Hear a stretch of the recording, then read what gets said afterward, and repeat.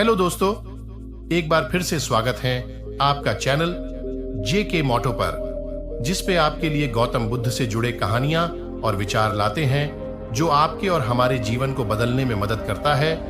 तो चले आज के विचार की ओर। दोस्तों, गौतम बुद्ध की शिक्षा हर किसी के जीवन को नई दिशा दे सकती है। अगर आप भी इसे मानते हैं तो कमेंट्स में नमो बुद्धाय लिखना मत भूलिए। एक समय की बात है, नगर में एक व्यापारी रहता था। अपने और अपने परिवार के भरण पोषण के लिए वह नमक का व्यापार करता था। उसके परिवार में पत्नी और 2 पुत्र थे। व्यापारी के दोनों पुत्रों का स्वभाव बिल्कुल अलग था। जहां एक और बड़ा पुत्र बहुत ही संकोची और शर्मीले स्वभाव का था, उसे किसी से बात करने में भी शर्म आती थी, वहीं उसका छोटा पुत्र बहिर्मुखी स्वभाव वाला व्यक्ति था। वह किसी से भी अपनी बात कहने में कभी संकोच नहीं रखता था। लोग अक्सर बड़े पुत्र को भोला और बेवकूफ समझते थे। कई बार लोग उसके भोलेपन का फायदा भी उठा लेते थे और वह पलटकर कभी किसी को कुछ नहीं कहता था। व्यापारी अपने पुत्र के इस स्वभाव के कारण बहुत अधिक नाराज होता था। बातचीत न कर पाने और शर्मीले स्वभाव के कारण व्यापारी ने कई बार अपने पुत्र की पिटाई भी कर दी थी। हालांकि इस वजह से उसके पुत्र का स्वभाव सुधरने के बजाय और भी खराब हो गया। बचपन से ही बड़ा पुत्र बेहद परेशान रहने लगा था। उसके अंदर आत्मविश्वास की कमी हो गई थी। परीक्षा में वह आते हुए प्रश्नों के उत्तर भी अपने डर के कारण नहीं लिख पाता था। इस कारण उसकी शिक्षा भी ठीक ढंग से नहीं हो पाई। बड़ा पुत्र जब युवावस्था को प्राप्त हुआ, तब व्यापारी ने उसे अपने साथ व्यापार में हाथ बटाने को कहा। अपने पिता से डर के कारण वह व्यापार करने को तैयार हो गया, किंतु वह कई बार ऐसी गलतियां कर देता था जिससे व्यापारी बहुत अधिक नाराज हो जाता था। एक दिन व्यापारी किसी दूसरे काम के कारण शहर गया हुआ था। उस समय उसकी दुकान पर बड़ा पुत्र बैठा हुआ था। तभी कुछ लोग आए और उन्होंने बड़े पुत्र से कहा कि हमें तुम्हारे पिता ने भेजा है। उनका यह संदेश है कि इस समय दुकान में नमक की जितनी बोरियां रखी हुई है वह सब हमें दे दो। उन्होंने नमक की सभी बोरियों को शहर मंगवाया है। व्यापारी का पुत्र उनसे प्रश्न पूछने की हिम्मत जुटा ही रहा था कि वे दोनों आदमी दुकान के अंदर घुस गए और दुकान में जितनी भी नमक की बोरियां रखी थी सबको तांगे में रखा और लेकर चले गए। व्यापारी के पुत्र ने उन्हें रोकने का प्रयास किया, किंतु संकोच और शर्मीलेपन के कारण वह उन्हें कुछ कह नहीं पाया। उसने मन ही मन सोचा कि यदि मैं इन्हें नमक ले जाने से रोकूं तो पिताजी मुझ पर नाराज होंगे। कुछ समय बाद जब व्यापारी शहर से वापस आया तो खाली दुकान देखकर उसने अपने पुत्र से प्रश्न किया कि नमक की बोरियां कहां गई? यह दुकान इतना खाली खाली क्यों है? तब बड़े पुत्र ने धीमे स्वर में कहा कि कुछ लोग दुकान पर आए थे और उन्होंने मुझसे कहा कि आपने नमक की बोरियों को शहर मंगवाया है, और दुकान में से सारी बोरियों को निकाल कर लेकर चले गए। व्यापारी ने अपना सिर पीट लिया। उसने अपने पुत्र को दुकान से धक्का देते हुए कहा कि तू मूर्ख का मूर्ख ही रह जाएगा। वे लोग तुझे बेवकूफ बनाकर सारा सामान ले गए। तुमने मेरा बहुत भारी नुकसान करवा दिया। यहां से दूर भाग जाओ और घर वापस मत आना। यदि तुम वापस आए तो मैं तुम्हें पीट पीट कर सीधा कर दूंगा। व्यापारी का बड़ा पुत्र इस बात से बेहद दुखी हुआ। एक बार फिर उसके शर्मीले स्वभाव के कारण उसके पिता उससे और अधिक नाराज हो गए। साथ ही व्यापार में भी इतना नुकसान हो गया। उस समय नगर के सभी लोग व्यापारी के पुत्र पर हंस रहे थे और उसका मजाक बना रहे थे। उसे बहुत अधिक शर्मिंदगी महसूस हो रही थी। यही वह समय था जब उसने सोच लिया कि अब उसके जीवन में कुछ भी ठीक नहीं हो सकता है। वह सदैव मूर्ख का मूर्ख ही रह जाएगा और इस समाज में रह रहे लोगों के साथ कदम से कदम मिलाकर कभी नहीं चल पाएगा। व्यापारी का पुत्र नगर से बाहर आ गया और एक नदी के किनारे बैठकर खूब रोया। गहरे पानी को देखकर उसके मन में विचार आया कि अब उसके जीवित रहने का कोई फायदा नहीं है।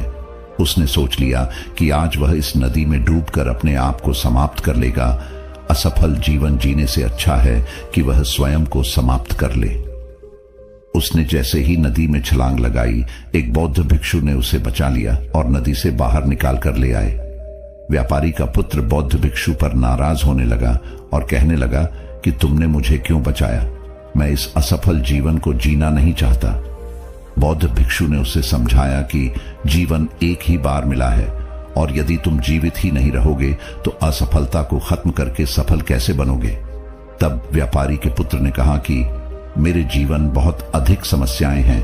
यह सभी समस्याएं मेरे संकोची और शर्मीले स्वभाव के कारण हुई है। मैंने अपने पिता का नुकसान करवा दिया। मैं एक अच्छा पुत्र नहीं हूं। अपने स्वभाव के कारण मैं शिक्षा ग्रहण भी नहीं कर सका। यह सारा संसार मुझे मूर्ख समझता है। क्या किसी मूर्ख को इस संसार में जीने का अधिकार है? तब बौद्ध भिक्षु ने कहा कि तुम्हारे इस प्रश्न का उत्तर तो मेरे गुरु ही देंगे। चलो मैं तुम्हें मेरे गुरु से मिलवाता हूं। व्यापारी के पुत्र ने कहा कि वह किसी से बात नहीं करना चाहता। आज वह अपना जीवन समाप्त कर लेगा। किंतु बौद्ध भिक्षु के बार बार समझाने के बाद वह उनके साथ जाने और उनके गुरु से मिलने के लिए तैयार हो गया। बौद्ध भिक्षु व्यापारी के पुत्र को आश्रम की ओर लेकर गए। वहां पर व्यापारी के पुत्र ने देखा कि एक व्यक्ति पेड़ के नीचे ध्यान मग्न बैठे हुए हैं।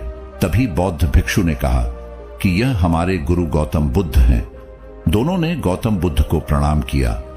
वह युवक वहीं पर बैठ गया और गौतम बुद्ध को देखकर रोने लगा। गौतम बुद्ध ने उससे उसके रोने का कारण पूछा। तब उसने कहा कि अब आप ही मेरी आखिरी उम्मीद है। यदि आप मेरी समस्या का समाधान नहीं करेंगे तो मेरा यह जीवन समाप्त हो जाएगा। गौतम बुद्ध ने व्यापारी के पुत्र से उसकी समस्या के बारे में पूछा। तब उसने बताया कि किस प्रकार वह बचपन से ही शर्मीले और अंतर्मुखी स्वभाव का है। इस कारण लोग उसे मूर्ख समझ लेते हैं और उसके पिता भी उससे प्रेम नहीं करते। तब गौतम बुद्ध ने युवक को शांत कराते हुए कहा कि मेरे पास तुम्हारी समस्या का समाधान है। तुम्हारा जीवन बहुत ही आसान हो सकता है। तब युवक ने कहा कि क्या सचमुच ऐसा हो सकता है? आप बहुत ही महान व्यक्तित्व प्रतीत होते हैं। आपके तो कई शिष्य हैं। हे गुरुदेव, मैं भी आपका शिष्य बनना चाहता हूं। क्या आप मुझे अपने शिष्य के रूप में स्वीकार करेंगे?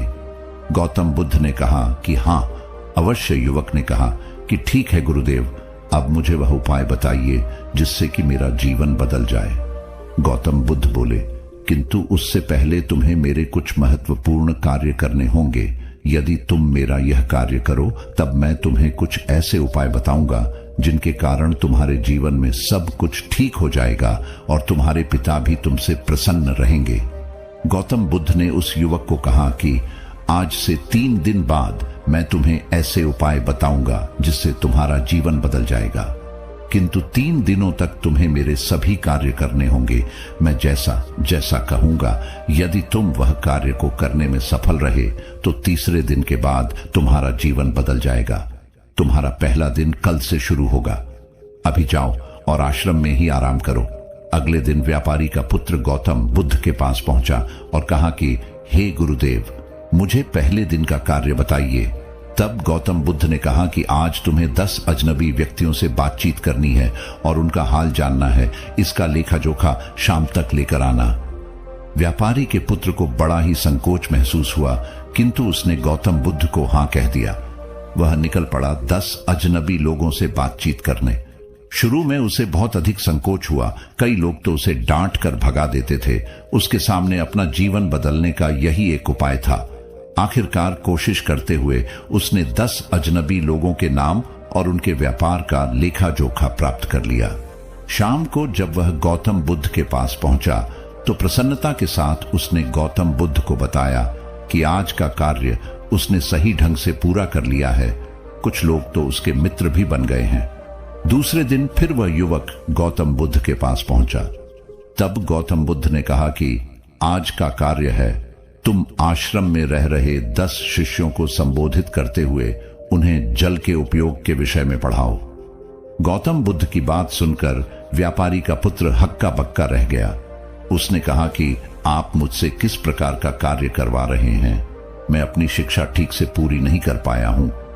मैं यह कार्य नहीं कर पाऊंगा। तब गौतम बुद्ध ने कहा कि ठीक है, तब मैं तुम्हें उपाय भी नहीं बताऊंगा। व्यापारी के पुत्र ने प्रार्थना करते हुए कहा कि आप जानते हैं मेरी शिक्षा अधूरी है, फिर मैं किस प्रकार बालकों को शिक्षा दे सकता हूं? गौतम बुद्ध ने मुस्कुराते हुए कहा कि यहां सिर्फ मैं जानता हूं कि तुम्हारी शिक्षा अधूरी है, वे बालक नहीं जानते। तुम रोज अपने जीवन में जल का उपयोग करते हो, यही सब बातें जाकर उन बालकों को बतानी है। आखिरकार व्यापारी के पुत्र के पास कोई रास्ता नहीं बचा। हिम्मत जुटाकर वह उन बालकों के पास पहुंच गया। शुरू में तो उसके हाथ पैर कांप पर रहे थे, किंतु आखिरकार उसने जल की विशेषताओं के बारे में बताना प्रारंभ कर दिया।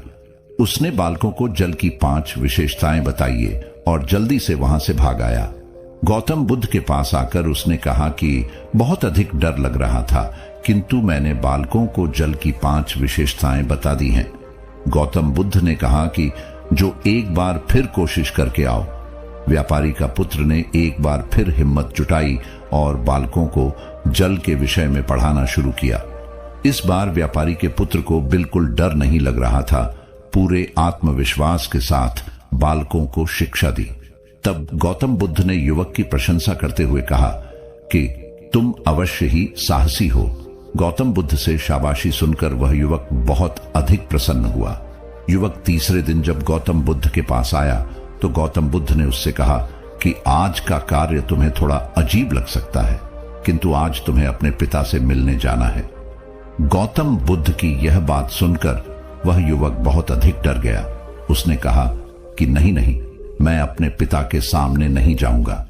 गौतम बुद्ध ने कहा कि ठीक है, तब मैं तुम्हें उपाय भी नहीं बताऊंगा। आखिरकार उस युवक को गौतम बुद्ध की बात माननी पड़ी। गौतम बुद्ध ने उसे समझाया कि अपने पिता के पास जाकर उनसे क्षमा मांगना और कहना कि तुम्हें एक और अवसर दे ताकि तुम स्वयं को बुद्धिमान साबित कर सको। उसे युवक ने बड़ी हिम्मत के साथ अपने पिता का सामना किया और उनसे क्षमा मांगी। आखिरकार व्यापारी ने अपने पुत्र को क्षमा कर दिया और उसे दूसरा अवसर देने के लिए तैयार हो गए।